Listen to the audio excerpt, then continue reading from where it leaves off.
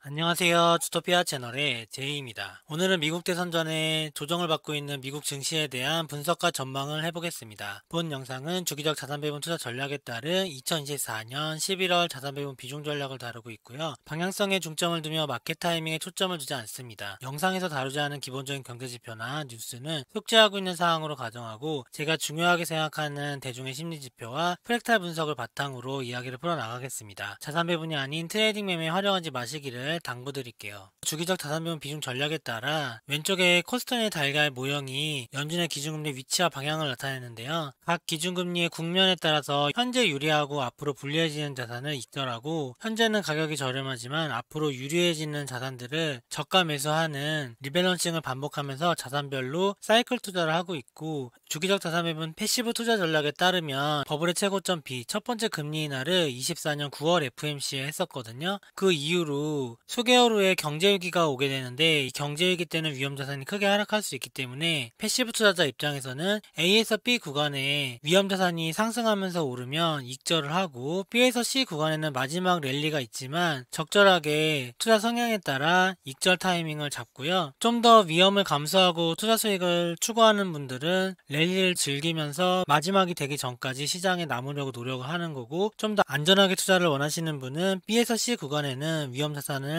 상승 때마다 익절하는 방식으로 투자를 하게 되고요. 지난 사이클에서 저는 경제위기 C를 성공적으로 위기를 해칭한 경험이 있고, 그 당시에도 B 전후로 위험자산을 익절하기 시작해서 경제위기 C가 오기 전에 19년 말 정도에는 위험자산 비중을 절반으로 낮췄었고요. 미국채 비중을 2배로 늘린 다음에 경제위기 C가 끝나고 나서 상승한 미국채를 매도하고 저가의 위험자산을 매수한 경험이 있고요. 유튜브에도 그 과정들을 기록해 놓았습니다. 현재도 금리 사이클이 같은 방향으로 흘러가기 때문에 경제위기 C를 해지하는 방법을 생각을 해야 될 텐데요. 지난 금리 사이클에서는 2018년 12월에 금리 고점, 이번 금리 사이클에서는 23년 8월, A에서 B 구간 기간이 지난 사이클에서는 19년 8월에 해서 총 8개월 정도가 걸렸어요. 이번 사이클에서는 23년 8월에 마지막 금리 인상, 그리고 24년 9월에 첫 번째 금리 인하기 때문에 대략 12개월 넘는 기간 동안 AB 구간이 있었고요. 지난 사이클에서는 AB 구간과 BC 구간이 비슷해서 20년 3월에 경제위기 C가 왔고, 증시 고점은 2달 전인 1월이었고요. 이번 사이클도 유사하다고 가정을 했을 시에는 25년 8월에서 11월 사이에 언젠가쯤에 경제위기가 올 수 있다. 경제위기 C는 연준이 기준금리도 긴급 회의를 통해서 인하도 하지만 위험자산도 크게 하락하는 그런 순간을 얘기하는 거예요.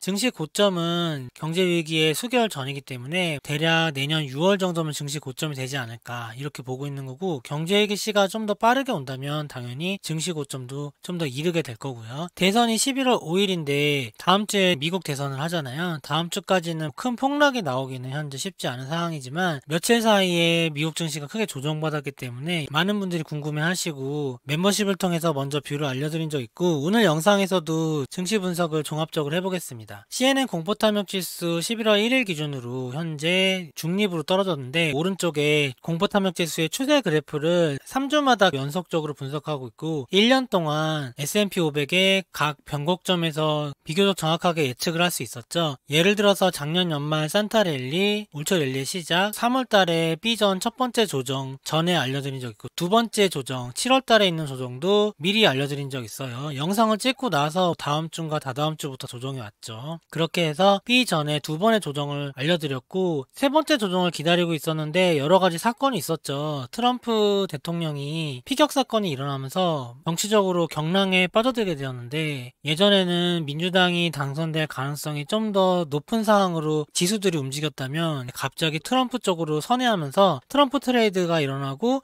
연준의 기준금리 인하도 부침이 있었어요. 7월 달에는 기준금리 인하를 하지 않고 9월 달에 비컷을 하고, 지금은 기준금리를 인하를 할 수 있는지 없는지 알 수가 없는 상황이죠. 그럴 거면 왜 9월 달에 비컷을 했는지, 이런 게 다 모든 게 자연스럽지 않은 상황이 됐어요. 그래서 그랬는지는 모르겠지만 프랙탈적으로 세 번째 조정을 기다리고 있었는데 세 번째 조정이 거의 없이 9월달에 잠깐 내려가는 듯하다가 상승을 이어갔고요. 지금 한 달 넘게 상승하다가 다시 한번 조정을 받으면서 세 번째 조정이 큰 조정이 되는지 아닌지 그런 상황에 있다고 보시면 될 것 같아요.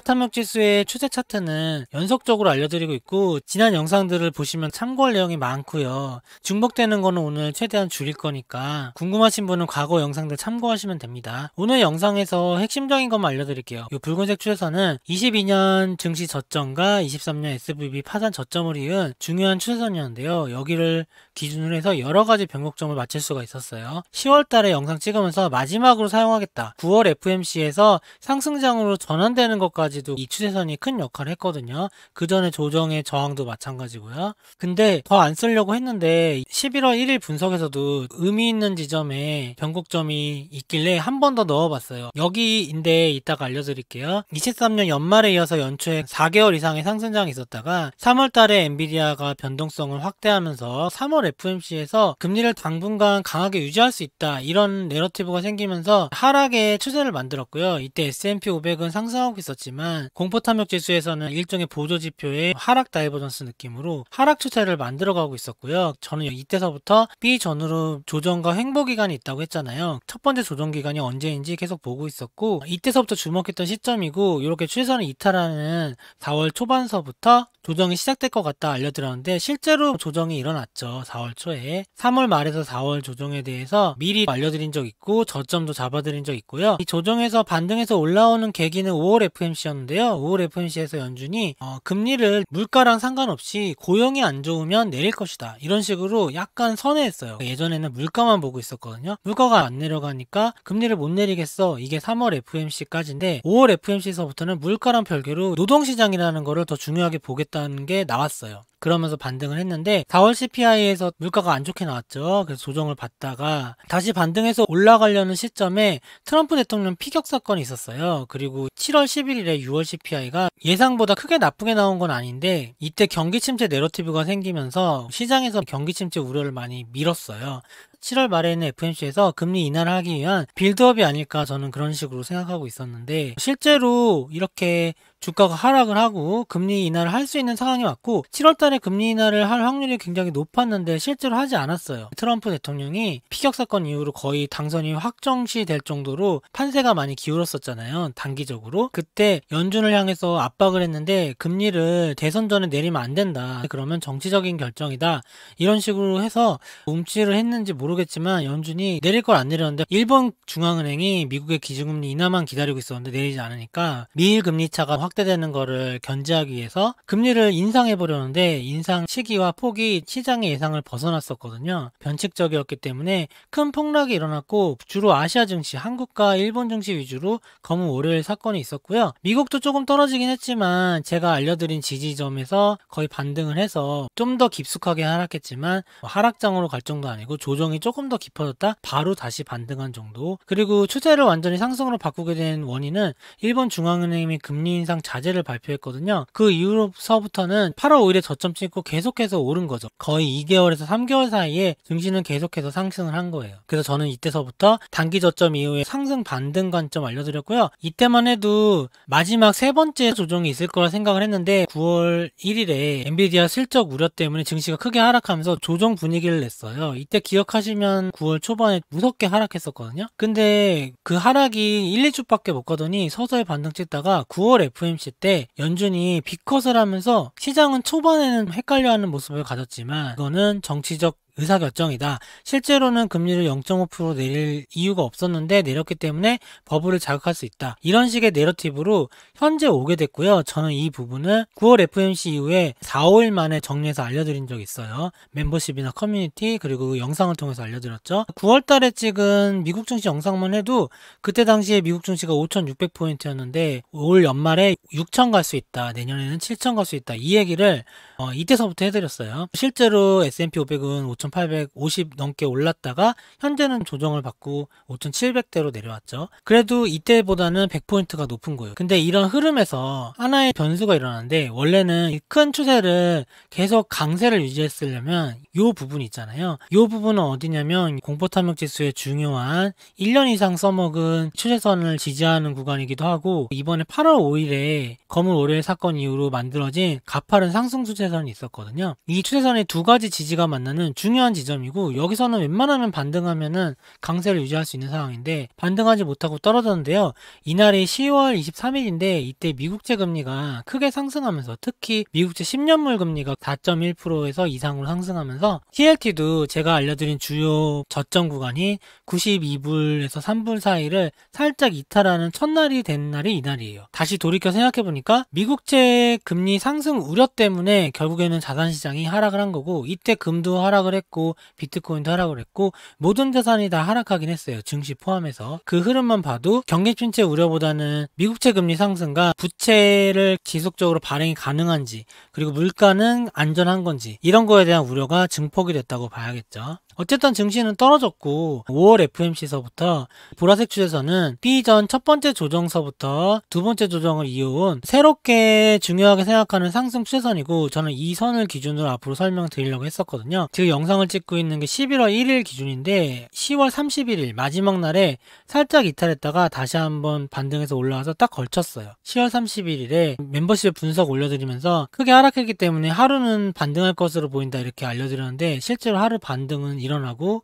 끝나게 됐고요. 하지만 여기서 앞으로 이 지지선을 지지하고 올라가는지는 아직 검증되지 않았죠. 그리고 여기서 만약에 더 크게 하락하는 경우는 이 초록색 추세선을 리테스트 해야 되는데, 그러면 공포탐욕 지수가 25까지도 떨어질 수 있거든요. 그러면 깊은 조정이 일어날 거예요. 차트를 보면서 알려드리도록 하고요. 대선 사이클과 미국 기준금리 인하 사이클을 연계해서 설명을 수개월째 드리고 있잖아요. 트럼프가 대선할 때는 대선 전후로 조정이 일어났는데 대선 직전에 크게 하락했다가 직후에 큰 반등을 했다. 이 부분을 트럼프가 선거에 나섰던 2016년, 2020년 자료를 바탕으로 다 알려드렸고요. 당선했던 낙선했던 상관없이 대선 전에 하락했다가 다시 V자 반등하는 모습을 보였어요. 이번에 대선 전에 장이 좋다가 갑자기 밑으로 떨어졌잖아요. 바로 대선 후에 V자 반등이 일어날지 안 일어날지 그 부분을 봐야 되겠죠. B 첫 번째 금리 인하를 B컷으로 하면서 랠리를 자극한 것 같다고 여러 번 알려드렸고, 그러면 연준이 금리를 왜 인하하는지 이 부분을 정확하게 알아야 되거든요. 여러분들이, 많은 분들이 증시가 하락할 수 있다고 생각하는 게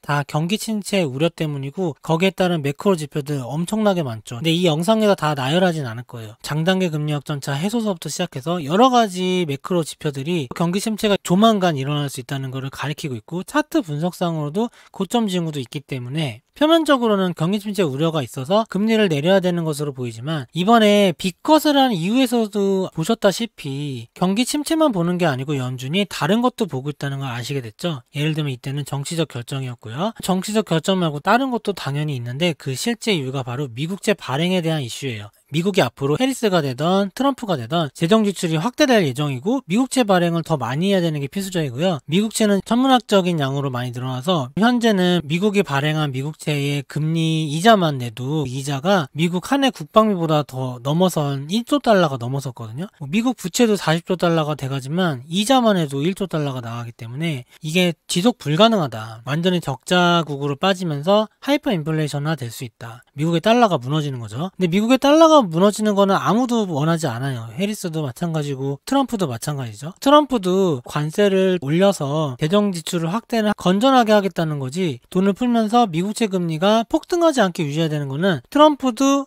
해리스도 둘 다 마찬가지예요. 그래서 연준 입장에서는 미국채 금리를 적절하게 유지하면서 수많은 미국채도 발행을 완수해야 되는 입장이고요. 표면적으로 증시도 등락을 보이면서 하락했다가 올라갔다 하면서 경기 침체 우려로 사람들에게 공포심도 심어주고, 그래서 미국채 금리도 한 번씩은 다운시켜줘야 되고요. 그 연준이 YCC나 일본이 했던 것처럼 미국채 금리를 유지하기 위해서 개입을 할 수도 있고요. 여러 가지를 통해서 미국채 금리를 유지를 해야 되는 상황이고, 모든 게 다 명분이 필요하기 때문에 거기에 따라서 경기 침체 우려가 사람들에게 화제가 되고 있는 거라고 보면 될 것 같아요. 기존에 이번 위기의 본질에 대해서 알려드린 영상이 있거든요. 한번 참고해 보시고요. 그 영상에서 알려드린 것처럼 지금은 경기 침체가 오면 돈 풀어서 막을 수 있기 때문에, 돈 풀어서 막을 수 있다는 거는 SVB 파산 사태에서도 이미 결정이 난 거죠. 그 자체가 시장이 두려워하는 건 아니에요. 이제는 시장도 다 알기 때문에 돈을 푼 다음에 더 많은 달러가 발행되고 물가를 자극하는 게 시장이 걱정하는 거란 말이에요. 진심으로 걱정하는 거는 물가, 그리고 미국 달러의 가치 하락이죠. 파월 의장이 직접 얘기한 건데, 시스템이 무너지기 전에 차라리 먼저 유동성을 공급하는 게 시스템이 무너지고 나서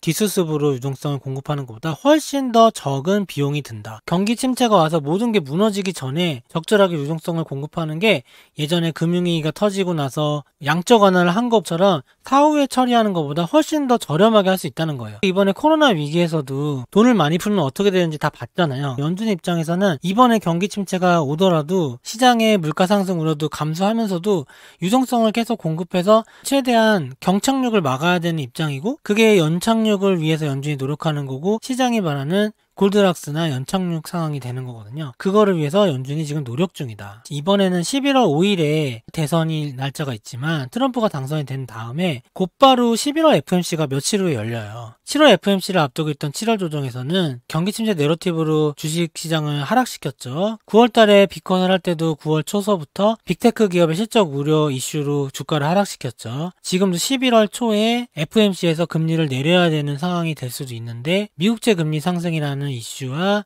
일부 기업들의 실적 우려, 슈퍼마이크로 컴퓨터 같은 경우는 분식회계 이런 식으로 이슈를 만들면서 주가가 하락하고 있죠. 연준은 재정지출 확대를 위해서 미국채 발행을 성공적으로 하는 게 목표이기 때문에 금리를 안 내릴 수가 없어요. 금리를 내려야 국채금리가 같이 내려가거든요. 그거를 하기 위한 빌드업 하는 게 아닌가. 7월달과 9월달 했던 것처럼. 그랬다면 대선이 끝나고 트럼프 조정 후에는 급반등하는 프랙탈이 있었죠. 11월 FOMC를 위해서 시장이 하락하는 내러티브가 만들어진 거라면 연준의 FOMC 이후에 다시 한번 반등할 수 있는 구간. 따라서 저는 이쪽에서 공포탐욕 지수에 지지를 하면서 반등할 수 있는 가능성도 높게 생각하고 있어요. 왼쪽에는 공포탐욕 지수 그대로 적었고요. 오른쪽에는 금리 사이클과 버블의 마지막 S&P 500 프레타 시나리오 10월 13일 기준으로 저번에 주봉 차트 올려드린 거예요. 10월 13일 영상 참고하시고요. 오늘은 크게 변화가 없어서 간단하게 짚고 넘어갈게요. 여기 왼쪽에 지난금리 사이클, 오른쪽이 이번 금리 사이클이고요. 지난금리 사이클에서 B 전후로 3번의 조정이 있었어요. 1번, 2번, 3번의 조정이 있고,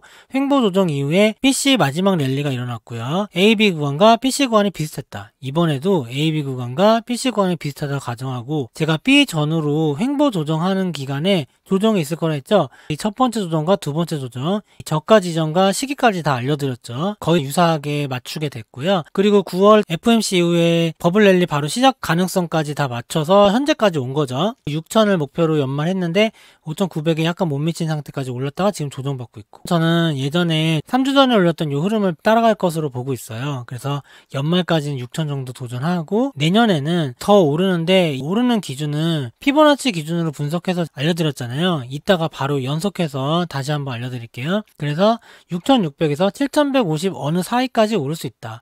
그 기간은 C의 몇 달 전인데 대략 C가 8월에서 11월 보니까 6월달 정도에는 거의 증시가 고점이지 않겠냐. 이 커다란 분석은 똑같고요. 여기서 핵심적인 거는 이 초록색 지지선은 B 전후에 조정이 있었던 것을 이으면 생기는 지지선인데, 이 지지선이 ABC 랠리의 생명선이고, 이 랠리가 이탈되는 순간 버블이 붕괴되고 경제위기 C가 찾아온다. 큰 주가 하락이 시작된다. 이번에도 B 전후에 저점들을 이은 선이 있고요. 이 추세선을 이탈하면 안 되는데, 이게 지금은 5,300 정도인데 내년 정도 되면 점점 올라서 내년 상반기 6월 이후가 되면 5,600까지 오르거든요. 만약에 내년에 이렇게 상승하다가 5,600까지 B 전후 고점이죠. 그게 그 고점을 이탈하는 순간 큰 하락장이 시작될 거다. 그리고 경제위기 C가 올 거다. 이게 기본적인 장기 분석이고요. 그러면 그 상승에 대한 기대값은 어떻게 정했냐. 이거 9월 22일에 자세히 알려드렸고 3주 전에도 자세히 알려드렸으니까 오늘은 너무 자세한 건 빼고 간단히 언급만 할게요.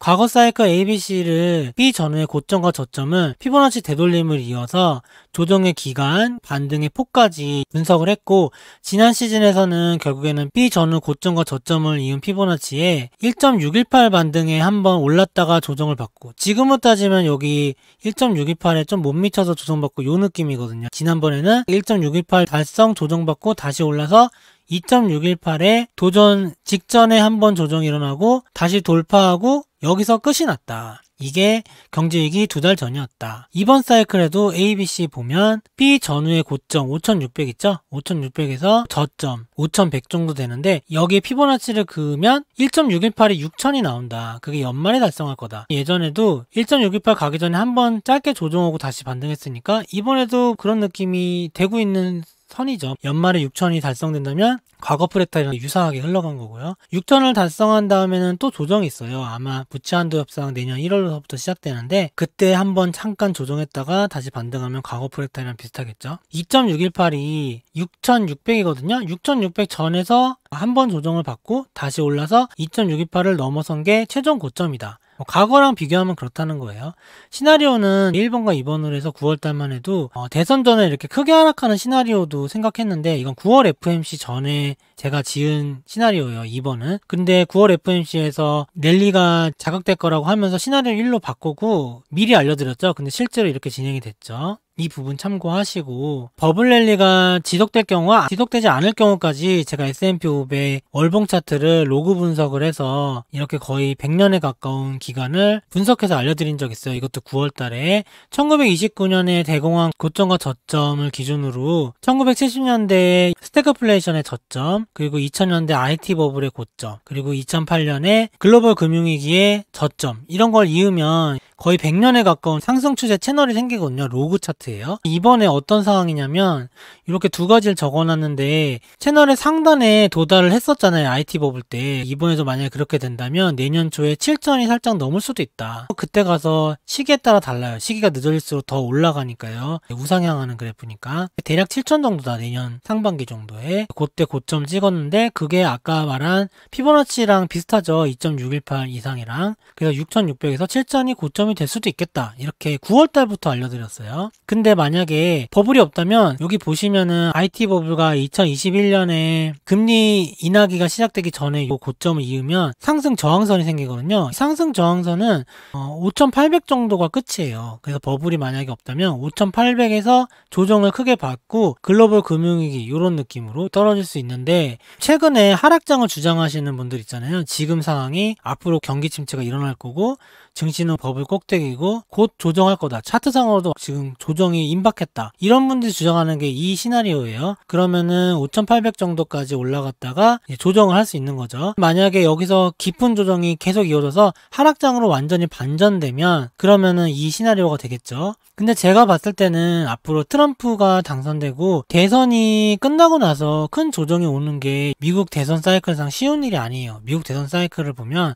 대선이 결정나면 그 이후에 최소 수개월에서 1년 동안은 상승장이 지속된 역사가 훨씬 더 많기 때문에 그리고 지금 글로벌 유동성도 풀리고 있는 사이클이고 여러 가지 다른 자산들의 사이클을 비교해봐도 2008년 금융위기 같은 경제위기나 코로나 같은 경제위기 그러니까 유동성 위기나 버블이 꺼지는 거에 대한 위기라면 미국채가 이렇게 하락할 수가 없죠. 미국채는 오히려 디플레이션을 해치하는 자산인데 지금 미국채가 바닥에 있잖아요. 그럼 결국에는 물가가 더 큰 영향을 미친다는 거고요. 여러 가지 상반된 지표들이 있기 때문에 다들 헷갈리고 있지만 조금 더 상승의 가능성도 보고 있다. 상승한다고 해서 앞으로 계속 상승하고 미국 증시는 끝없이 우상향이다가 아니죠. 저는 이 로그 차트의 상단 저항인 7천은 강력한 저항이라 생각하고 이때 이후에는 이제 큰 하락장이 시작될 수 있다는 입장이에요. 그러니까 하락장이 오지만 그게 언제 오냐의 상황에서 아직까지는 랠리가 좀 더 지속되다가 조금 있다 온다 이런 거라 보시면 됩니다. 그래서 S&P 500 11월 1일 기준으로 멤버십에서 제가 분석해드린 적 있어요. 이건 단기 분석이니까 한번 보세요. 여기가 B잖아요. 첫 번째 금리나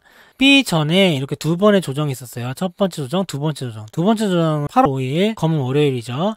세 번째 조정은 원래는 제가 오는 시나리오 생각했는데 오려고 하다가 다시 올라왔어요. 그러면서 여기에 이렇게 추세를 만들었고 S&P 500은 이렇게 급하게 오르면서 상승 쐐기형으로 수렴하면서 강력하게 오르고 있었고요. 근데 요날서부터 이 채널을 이탈했고 제가 멤버십에도 이걸 알려드린 적 있어요. 단기적으로는 조정이 있을 수 있는데 조정의 시나리오까지 다 알려드렸어요. 그걸 11월 1일에 다시 한번 요약해드린 건데요. 여기서 다시 반등이 와서 지금 여기 있잖아요. 하루가 더 지났죠. 제가 보기에는 이 피보나치 구조로 제가 아까 고점도 분석하고 그랬잖아요. 이 프랙탈 관점이 훼손되지 않는 상황에서 분석을 해봤는데 이 상승장이 유지되려면은 최소한 0.786이나 0.618 구간에서의 반등이 합리적으로 보여요. 비트코인 같은 경우도 전고점 달성하고 조정이었는데 조정은 0.786에서 0.618 사이에서 대략 5만 불 정도 거기까지를 터치하고 올라오고 이런 식으로 됐었거든요. 마찬가지로 이제 강한 상승장이 버블 랠리가 지속되려면 요 정도는 지켜줘야 된다. 그게 5,500과 5,400 정도예요. 피보나치 0.786과 0.618 여기 아니면 여기까지 조정받고 반등한다면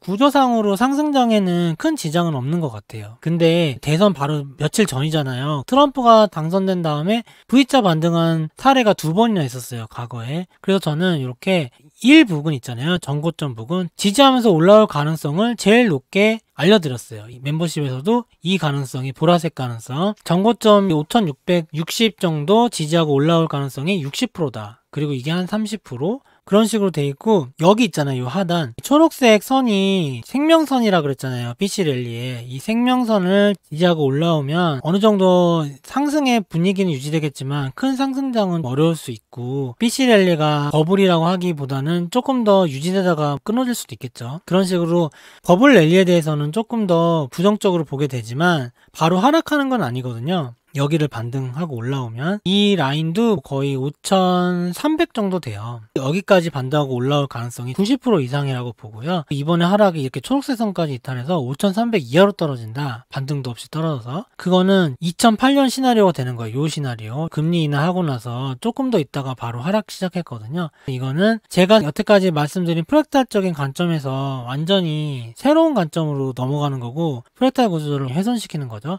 저는 C 근방에서 이거를 이탈할 거라고 했는데 제가 생각하는 C랑 괴리감이 있잖아요. 날짜상으로. 그래서 저는 이거는 가능성이 높지 않다고 보고 가장 가능성이 높은 거는 5670을 저점을 하고 반등을 할 것이다. 요번에도 반등했는데 더 떨어지다가 반등할지 아니면 바로 반등할지는 모르겠지만 반등을 하게 되면 결국에는 상승장을 이어서 전 슬라이드에서 보여드린 것처럼 올해 말 6천을 향해서 갈 거라고 생각을 하고 있어요. 역사는 그대로 반복되지 않지만 분명 그 운율은 반복된다고 마크 트웨인이 얘기했죠. 제가 프랙탈적으로 분석을 해서 여러분들에게 알려드린 이유는 자산 배분 투자를 하실 때 미국 증시 배분을 할 때 시나리오를 가지고 앞으로 어떻게 될지 미리 예상을 해보면서 내 포지션을 점검하는 기회로 삼으시라는 거고요. 여러분들이 각자가 다른 상황에 처해 있기 때문에 안정적으로 하셔야 되는 분 있고 패시브하게 그런 경우는 PC 구간 랠리에서는 익절을 계속 해나가시는 거 5,600 이상에서는 익절이 언제나 옳다. 충분히 말씀드렸고요 여러 번. 근데 마지막 버블 랠리를 좀 더 수익을 가져오고 싶은 사람도 있어요. 리스크를 감내하고서라도. 그런 분들은 이 버블이 어떤 식으로 진행될까를 예상하면서 포지션을 잡아야겠죠. 저 같은 경우는 여러 가지 투자를 다 해봤고 지금은 리스크 대비 수익률을 극대화하는 걸 추구하는 상황이고 전에도 버블 랠리에 대해서 알려드렸지만 같은 구조로 주식보다는 지금 크립토, 비트코인 쪽이 상승폭이 높잖아요. 같은 위험을 대비 감수했을 때 저는 그래서 그쪽으로 많이 비중을 둔 상황이고 어쨌든 사람에 따라 상황에 따라 완전 다르기 때문에 제 영상을 보시는 분이 수많은 분이 보시기 때문에 각자 알아서 잘 판단하시기를 바라겠습니다. 좀 더 자세한 업데이트와 궁금한 점 있으시면 멤버십을 활용해 보시면 좋을 것 같고요. 오늘 영상은 이만 마치겠습니다. 좋아요와 구독 부탁드립니다. 감사합니다.